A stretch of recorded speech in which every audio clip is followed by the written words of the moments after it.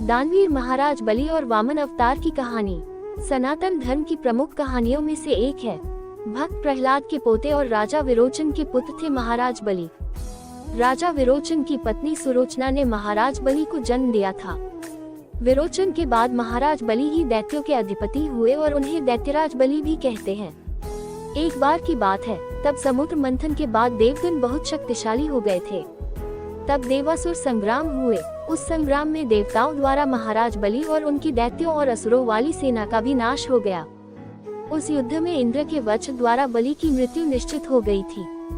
तब शुक्राचार्य, जो कि दैत्य गुरु थे, उन्होंने अपनी संजीवनी विद्या के द्वारा महाराज बलि के प्राण बचाए।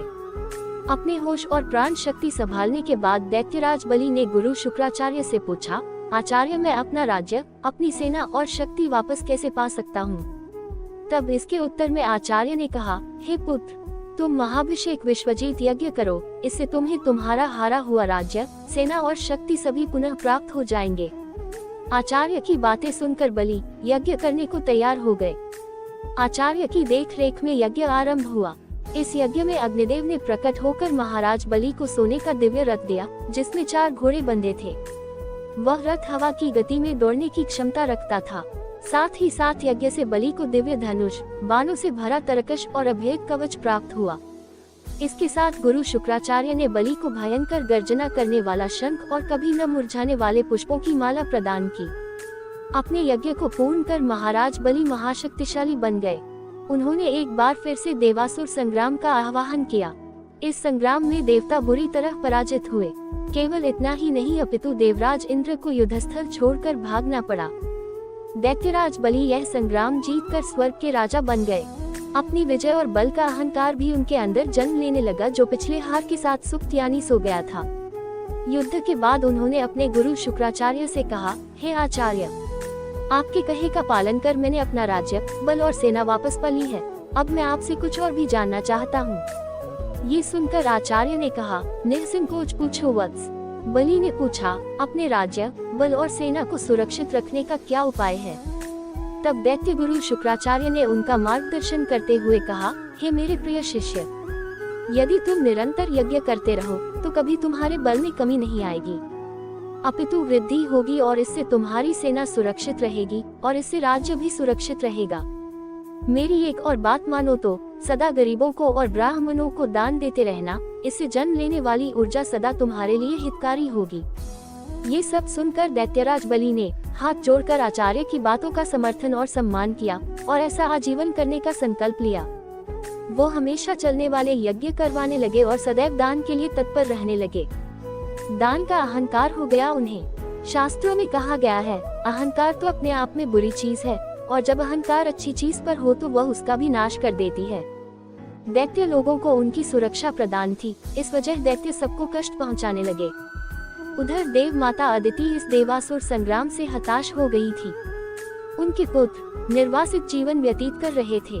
उनके पुत्र देवराज इंद्र देवगुरु बृहस्पति के कहे अनुसार घोर तप कर रहे थे। ये सब देखकर माता अदिति विचलित हो रही थी। फिर अपने पति महर्षि कश्यप के कहे अनुसार वे भगवान विष्णु की आराधना करने लगी।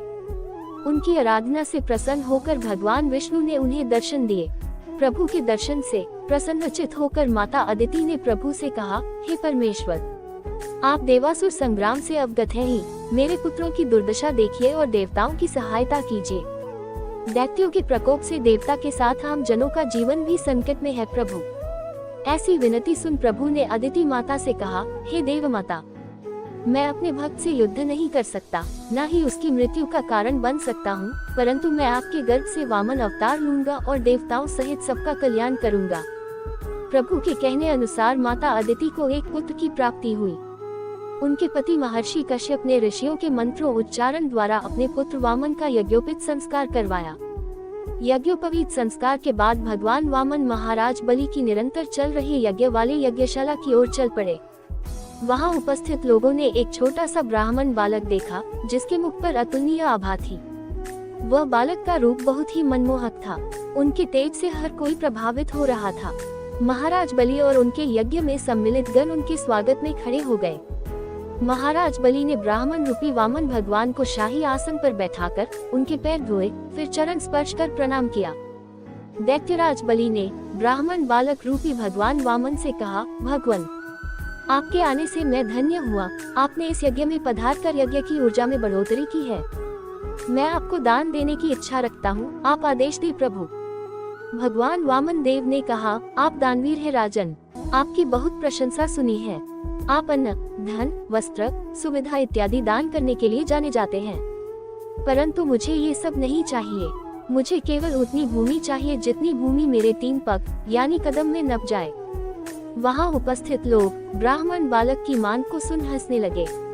महाराज बलि भी अहंकार में आकर हंस पड़े और कहा, केवल 3 पग भूमि। फिर हाथ जोड़कर वामन देव से और भी कुछ मांगने का आग्रह किया, परंतु वामन देव 3 पग भूमि पर अड़े रहे। फिर जैसे ही अहंकार में अंधे महाराज बलि ने दान देने के लिए हामी भरी और आगे बढ़े, तभी उनके गुरु शुक्राचार्य ने उनसे कहा, हे बलि, ये बालक ब्राह्मण कोई और नहीं स्वयं श्री हरि विष्णु है, सोच समझकर संकल्प लेना। उनकी बात सुनकर दैत्यराज बलि ने बालक ब्राह्मण को देखा और प्रभु की अनुभूति करते हुए बोले, हे गुरुवर, मैं दानवीर हूँ, मैं दान से पीछे नहीं हट सकता। वैसे भी संपूर्ण यज्ञ तो प्रभु की प्रसन्नता के लिए होती है, हर आहुति प्रभु को प्रसन्न करने के लिए दी जाती है। यदि आज प्रभु स्वयं यहाँ दान लेने आए हैं तो इससे सौभाग्यपूर्ण और क्या होगा। भगवान वामन सब सुन रहे थे। वामन देव से दैत्यराज बलि ने कहा, ब्राह्मण को दान के लिए आश्वस्त कर, मैं अपनी बातों से विमुख नहीं हो सकता, आखिर मैं दानवीर हूँ। ऐसा तो आपने भी कहा है भगवान, इसलिए आप अपने पग बढ़ाएं। मैं आपको आपकी नापी हुई 3 पग भूमि दान करने का संकल्प लेता हूँ। संकल्प के साथ ही ब्राह्मण बालक रूपी वामन अवतार श्री हरि विष्णु ने विराट रूप धरा। लोग भयभीत होकर इधर उधर भागने लगे। यज्ञ में सम्मिलित जन हो या यज्ञदृष्टा या फिर पशु, सभी भागने लगे। प्रभु ने एक पग में धरती और दूसरे पग में आकाश को नाप दिया और फिर तीसरे पग के लिए अपने पैर उठाए और बलि की ओर देखा। तभी बलि ने हाथ जोड़कर अपने घुटनों पर बैठकर कहा, हे प्रभु, तीसरे पग में आप मुझे नाप ले और मुझ पर भी स्वामित्व स्थापित कर ले। ये रहा मेरा मस्तक आपकी सेवा में, आप मेरे मस्तक पर पग धरें। महाराज बलि का घमंड तो चूर हो ही गया था और प्रभु के सामने वो शरणागत हो चुके थे, परंतु श्री हरि तो भक्तवत्सल है, अपने भक्त की भक्ति में बंध जाते हैं। बलि की भक्ति से प्रसन्न होकर श्री हरि ने उन्हें अपने वास्तविक रूप में दर्शन दिया और कहा, आज से तुम पाताल लोक के स्वामी हो। ये 7वें मनवंतर की बात है। 8वें यानी सावारणी मनवंतर में महाराज बलि को अपनी भक्ति के उपहार इंद्र का पद मिला, यानी उस मनवंतर के लिए देवताओं के राजा इंद्र बलि ही हुए।